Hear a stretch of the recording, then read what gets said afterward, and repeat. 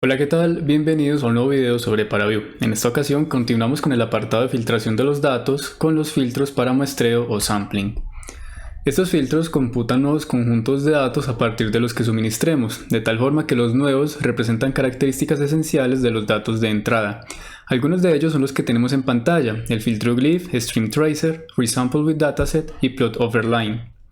Comenzamos con el filtro Glyph. Este filtro coloca glifos o marcadores en diferentes puntos del conjunto de datos, permitiéndonos orientar y escalar dichos marcadores según un atributo dado por vectores o escalares en determinada ubicación. Vemos que los marcadores pueden estar en todos los puntos o siguiendo una distribución especial.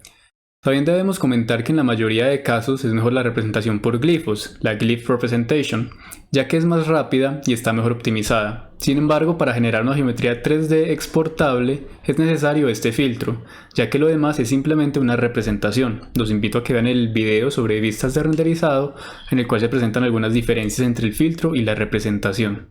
Aquí en ParaView tenemos el ejemplo de la turbina, que viene ya precargado, y vamos a aplicar el filtro Glyph. Este filtro lo encontramos en la barra de filtros comunes acá, filtro Glyph, o desde los otros menús de filtros. Dentro del filtro Glyph nos encontramos entonces con las siguientes propiedades a modificar. Primero tenemos el tipo de glifo o de marcador, en el cual vemos que tenemos una flecha, un cono, cajas, cilindros, y para cada uno de estos marcadores que elijamos, pues las propiedades cambiarán en función de la geometría del marcador. El más usual que encontraríamos nosotros sería la flecha, en la cual podemos cambiar las resoluciones, disminuir su tamaño, etc. Y si por ejemplo le damos a aplicar en este momento, veríamos que la flecha pues es demasiado grande. Vamos a tratar de arreglarla mediante las demás propiedades. Comenzando por el apartado de orientación, podemos determinar que este glifo sea orientado según un vector de datos que sea compatible con las propiedades internas. En este caso, el vector de velocidad es compatible para ello. Luego podemos hacer un escalamiento de estos glifos, en este caso de las flechas. Podemos seleccionar el Array Scale, el arreglo respecto al cual queremos hacer el escalamiento. Supongamos que queremos hacerlo respecto a la velocidad también. Suponiendo que el vector de velocidad pues es permitido, entonces nos va a preguntar cómo queremos escalarlo. Si queremos que se escale por una magnitud, es decir, en cada punto por la magnitud total del vector de velocidades, o queremos que sea un escalamiento independiente en cada una de sus direcciones, en X, Y, Z, para lo cual elegiríamos escalamiento por componentes. Vamos a hacerlo en el escalamiento por la magnitud. Le daríamos a aplicar y vemos que los glifos pues han cambiado automáticamente su tamaño. Aunque tengamos acá un vector de escalamiento, también podemos hacer una reducción sobre ese vector para evitarnos este problema de la visualización. Y como vemos acá, las flechas ya se vuelven mucho más pequeñas, en este caso las flechas que hemos elegido como marcadores. En el caso de que no queramos usar un vector para orientación o escalamiento, simplemente elegiríamos No Orientation Array, por ejemplo, para un vector, para la aplicación del filtro sin orientación, y veríamos que todo se orienta para la parte superior. También de la misma forma podemos seleccionar que no tengamos un vector para realizar escalamiento, sino que lo hagamos únicamente con respecto a un factor, un número escalar donde cada marcador va a tener exactamente el mismo tamaño que los demás.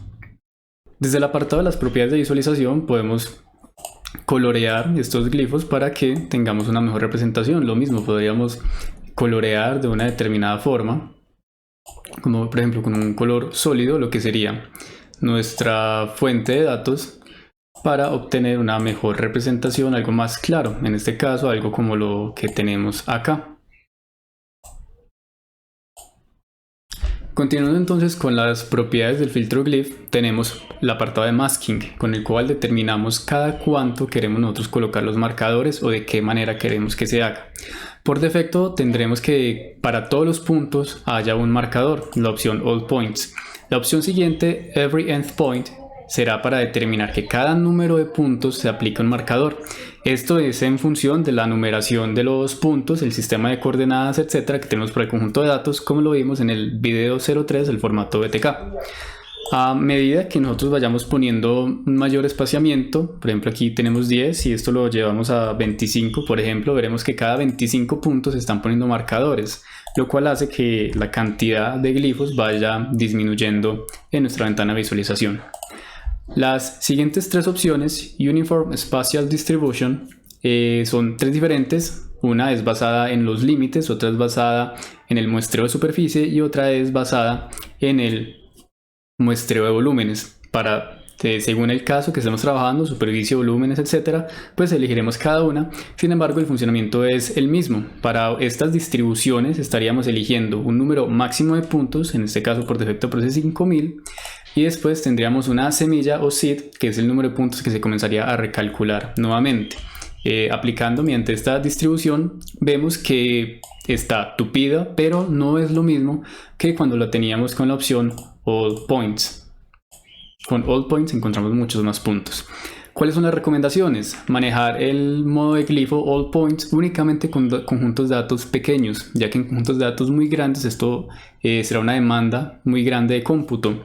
Every Endpoint es algo muy arbitrario, no se recomienda mucho su uso, pero las que sí son más recomendadas y según los criterios probabilísticos que se tengan, pues trabajar con una distribución para generar estos marcadores.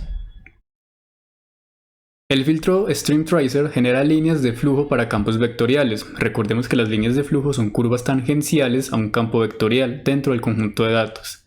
Este filtro toma un conjunto de puntos llamado seed points o semillas dentro de los datos y a partir de ellos es que traza las líneas de flujo. Hay que tener en cuenta que produce una grilla poligonal o polidata con líneas 1D por cada una de las líneas de flujo, las cuales pueden ser difíciles de visualizar, por lo tanto se recomienda trabajarlo en conjunto con el filtro Tube para una visualización 3D más cómoda. También se puede mejorar mediante la opción Render Lines as Tubes en las propiedades de visualización del filtro. Para aplicar el filtro Stream Tracer podemos dirigirnos al apartado de filtros comunes, lo encontramos aquí al lado del filtro Glyph o desde los otros menús de filtros. Primero seleccionamos el vector respecto al cual queremos que se realice la integración.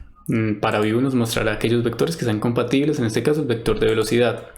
Abajo tenemos los parámetros de la integración. Podemos seleccionar en qué dirección queremos integrar. Recordemos que es un método numérico, podemos tener una integración hacia adelante, hacia atrás o considerar ambas. También tenemos el tipo de integración. Contamos con tres métodos numéricos, Nugenkuta 2, 4 y 4, 5. De quererse emplear algún otro método numérico se podría trabajar directamente sobre el código de ParaView, recordemos que esto es abierto, o también podríamos programarlo aparte mediante uno de los filtros programables. También tenemos otras propiedades con las cuales podemos mejorar o no la precisión y hacer algunos cambios, como la unidad de paso, longitudes, error máximo, etc.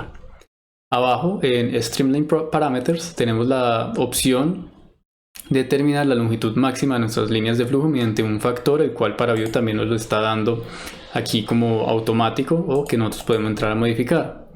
Y por último tenemos el apartado de las semillas o las seeds. Con estas semillas es donde se toman los puntos para realizar todo el apartado de la integración. Tenemos dos opciones, High Resolution Line Source y Point Source. Si seleccionamos Point Source, en este caso nos está mostrando acá una esfera de puntos, la cual vamos a aumentar acá el tamaño y apagamos acá un momento la fuente. Vemos que se prende y se apaga una esfera. Esta esfera es el punto de referencia alrededor del cual pues, se empezarán a gestionar todos los puntos para hacer la integración. Recordemos, una esfera, seleccionamos sus propiedades, un origen y un radio según nuestras necesidades y esos serían los puntos bases para generar la integral. Si nos vamos a la otra opción, High Resolution Line Source, lo que hace y la cual está por defecto es que se producirán puntos semilla a lo largo de una línea especificada, es decir, a lo largo de esta línea que tenemos acá. De esta línea podemos decir que se muestre o no se muestre.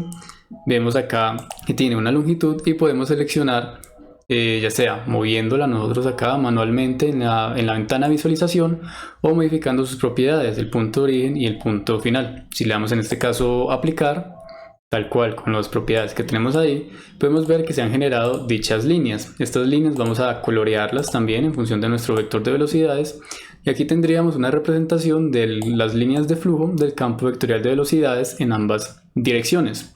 Como lo comentábamos anteriormente, estas líneas son líneas 1D que hacen parte de un conjunto de datos polidata.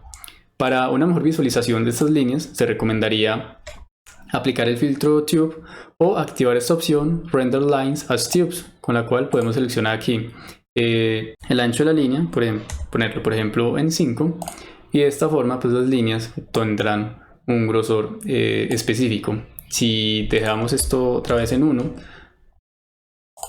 y buscamos aplicar acá el filtro Tube,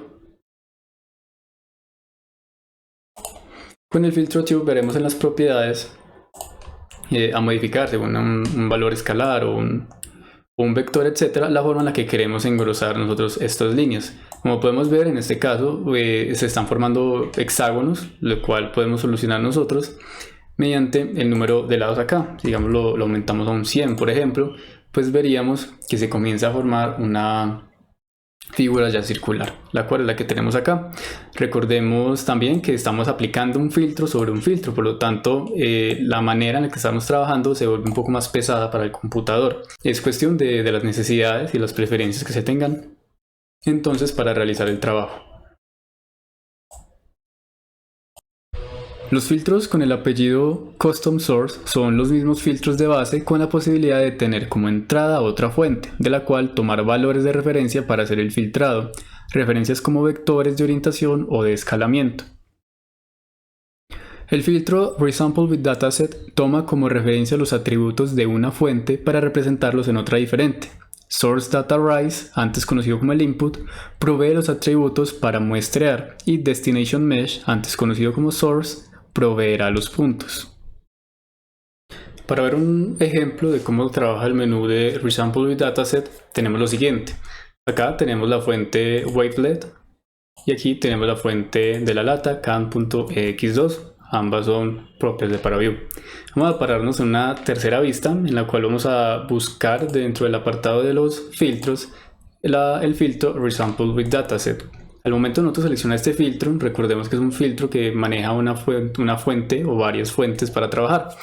Seleccionamos entonces la primera de ellas, el Source Data Array, del cual vamos a tomar la información. Vamos a tomar la información de la fuente Wavelet. Vamos a plasmar dicha información dentro de los puntos de la lata can.ex2. Y de esta manera es como trabaja principalmente este filtro. Una vez que le damos a aplicar, podemos ver que los datos que nosotros tenemos de este archivo pues se van a plasmar prácticamente sobre el que tengamos acá.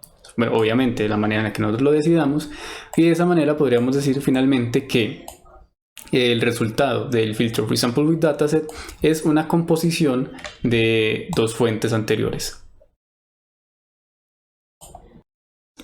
Resample to Image es una especialización del filtro anterior, toma una entrada y muestra sus atributos en una grilla uniforme o Image Dataset en inglés. El conjunto de datos, recordemos que lo explicamos en el video 03. De ahí su nombre. Estos atributos pueden ser de tipo celda o de tipo punto. Este filtro es empleado para optimizar operaciones y el almacenamiento, por ejemplo en el caso de renderizar volúmenes. El filtro Prop Location muestra los datos de la entrada en un punto específico para obtener los atributos de celda asociados a ese punto y también los valores interpolados entre puntos. Se puede emplear la Spreadsheet View o el panel de información para inspeccionar dichos valores. El filtro Plot Overline muestra la entrada de datos sobre una línea especificada y luego plotea el resultado en una Line Chart View con un mecanismo similar a lo que realiza el filtro Prop Location. Se presentan los atributos de celdas y puntos interpolados contenidos sobre determinada línea.